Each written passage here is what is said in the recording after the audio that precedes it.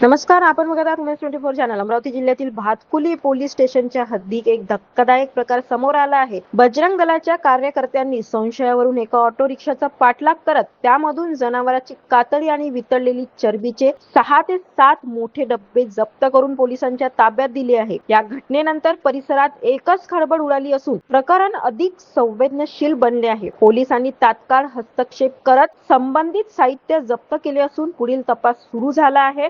प्राथमिक माहितीनुसार जप्त करण्यात आलेल्या कातडीवर काही ओळख चिन्हे आणि टॅग आढळून आले असून त्यांची वैद्यकीय आणि शास्त्रीय तपासणी सुरू आहे. संबंधित प्रकरणात नेमके कोणत्या प्रकारचे जनावर आहे तसेच यामागील संपूर्ण साखळी काय आहे याचा शोध घेण्याचे काम पोलीस करत आहे. दरम्यान या प्रकरणाला कोणताही सामाजिक किंवा धार्मिक रंग न देता कायद्याच्या चौकटीत राहून निष्पक्ष चौकशी व्हावी अशी अपेक्षा नागरिकांकडून व्यक्त होत आहे. सध्या भातकुली पोलीस स्टेशनचे अधिकारी या प्रकरणाचा सखोल तपास करत असून सत्य लवकरच समोर येण्याची शक्यता व्यक्त केली जात आहे. तोपर्यंत बघत रहा उमेश 24 चॅनल.